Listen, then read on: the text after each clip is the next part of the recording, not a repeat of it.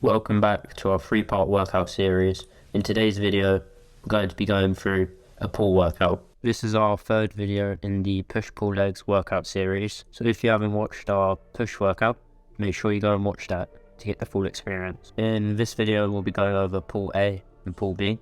There's different pull workouts so that you can choose different exercises, which increases the chance that you progressively overload, and this will allow you to grow more muscle more quickly. Okay then, let's jump into pull A. The first exercise in pull A is a cable row. This will target the shortened lats because the torque is the highest when your lat is fully shortened. This is better put towards the start of the session when you're fresh, as you do strengthen the shortened position quicker. So once you do the shorten, you want to go into a lengthen lat exercise to train the full lat in different lengths. Some tips for this exercise is to imagine you're driving your elbow into your hip and wrapping your tricep around into your spine to get the lat fully shortened. Make sure you're controlling the eccentric and pausing at the top and bottom so that you have control and not use momentum. Keep your spine slightly neutral or only a little bit flexed. You don't want to be extended, as this will take the tension off the lats and place it onto the upper back, which is not the target of this movement. That's exercise 1 done. Variations of this exercise is a dumbbell row, where your spine is parallel to the ground, as this is a similar movement to the cable, as it still trains the shorten range. Now exercise 1 is done, we can move on to exercise 2, which is a machine lat pull down, which puts the load heaviest in the lengthened range, because you've still got strength there. The best tips I can give you for this exercise is to make sure you keep your shoulder depressed. Don't let it elevate, as this will take the tension off the lats. Also, imagine you're trying to scrape your elbow across your quad and into your hip to get the lat fully shortened. Keep your wrist in slight supination so that your upper arm travels in towards your side and will target the lat better. A replacement exercise for this would be a rope pullover, where your rope and your lower arm forms a 90-degree angle in the lengthened range. Exercise number 3 is a T-bar row. This exercise is a great movement to train your upper back, such as your rhomboids, your traps, and your rear delts. For this exercise, you want to make sure your shoulder blades is moving as much as possible into protraction when you're going into eccentric, and retraction when you're going into concentric. Imagine you're trying to wrap your shoulder blades around your spine when you're going into concentric, and on the eccentric, imagine you're trying to wrap your shoulders around your chest, as this will lengthen and shorten the upper back musculature the most. Make sure you're not going into excessive spinal extension, as this will take the tension off the upper back and place it onto the lower back muscles, which are the erectors, which isn't necessarily bad, but if you're trying to train your upper back, I advise you don't extend your spine as much. A replacement exercise for this would be a upper back machine row, where your arms are flared out to the side, and your upper back will be entrained.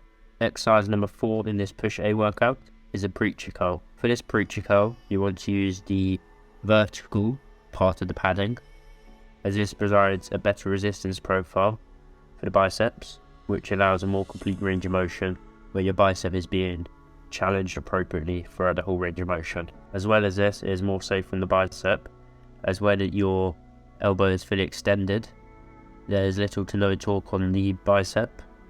This is where your biceps in a pretty vulnerable position and more likely to tear your bicep, so it's a good reason that there is not really any tension there, which makes it more safe and reduces the chance that you're going to tear your bicep.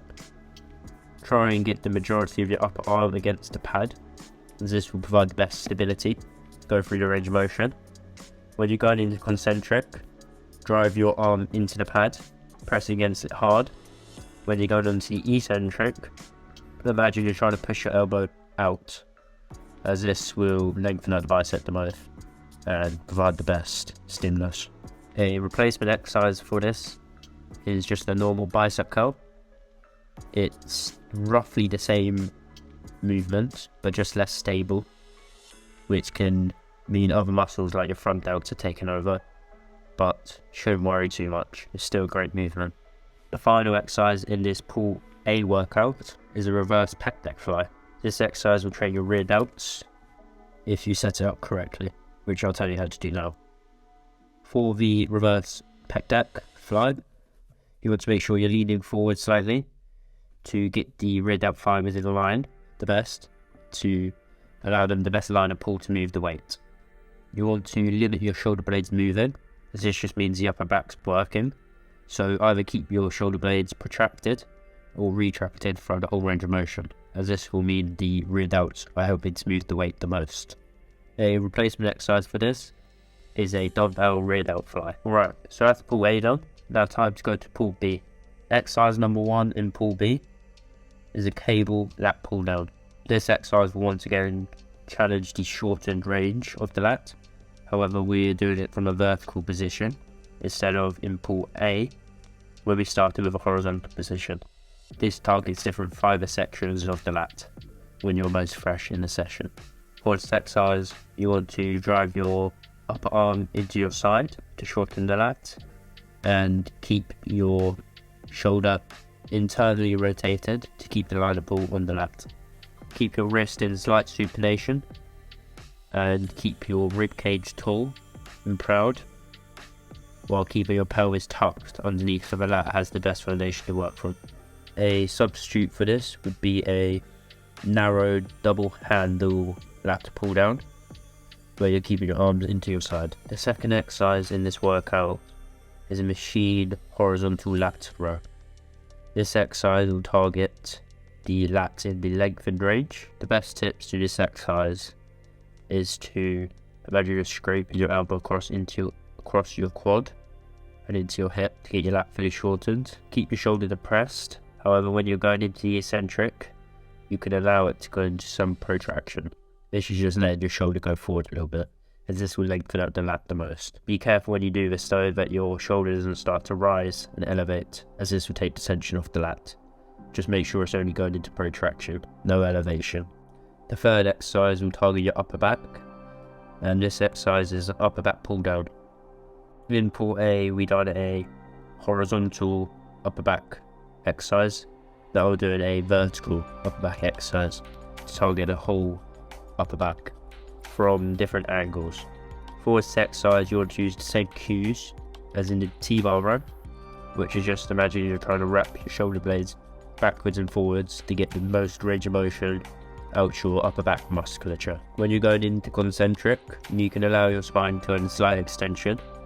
However, you don't want to be going into loads of extension and rocking the weight back and forward, as this will just take the tension off the upper back because you're using too much momentum. Make sure you're pausing at the top and at the bottom so that you know you're in control and your upper back's moving the weight, not the momentum of your body. You can choose what attachment you use for this exercise. It could be D handles, it could be a bar, it could be a neutral grip. Just make sure your upper arm is flaring out to the side and not into your hip, because if you flare your elbows and upper arm out to the side, your upper back will be working. If it's into your hip, then your lat will be working the most. And for this exercise, we want to train the upper back. Exercise number 4 is hammer curls. This exercise will train your bicep brachii because your wrist is in a neutral position. You'll also train your forearms more because you're going to need to hold the dumbbell. Imagine you're jamming your forearm into your bicep in the concentric, and on the eccentric, lower it slowly and keep tension on your bicep. You don't want your upper arm to be moving, as this just means other muscles are helping to move the weight. Keep your shoulder blades slightly retracted so your biceps have a strong foundation to work from and is more stable, which can allow you to lift more weight and be more safe when doing it. A substitute for this would be a neutral cable hammer curl. This is similar to a dumbbell hammer curl, just a different variation that you can try if you want to do it. The final exercise in this pull A workout is a cable rear delt fly. This exercise will train your rear delts. You want to drive your arm out to the side when you're going into the concentric, keeping your shoulder blades either in retraction or protraction, as I mentioned in the reverse pec deck fly, because otherwise your upper back will take over. Make the cables go from high to low so that it potentially will target the rear delt fibers better because they're more in line, so it can have a better line of pull, which can result in a better hypertrophy stimulus for them. Okay, So that's the full pull A and pull B workout for you that you can use in your own training program. Remember, if you haven't watched push A and push B, I'll leave a link in the description to the video. So then you'll have a full push A, push B, pull A, pull B workout that you can use. And I will be posting the legs video soon, probably in around a week's time. So then you can make sure you go and watch that, so you have a full push-pull legs workout series that you can use to grow muscle. If you have any questions or anything like that, make sure you ask me in the comments and I'll get back to you as soon as possible. Sorry this full workout videos take quite long. I've been ill recently, as you might be able to hear in my voice. But I should be back now and should be posting content more regularly. That's everything from me. I'll see you in the next video, which will be our legs video, which will wrap up the push-pull legs workout series.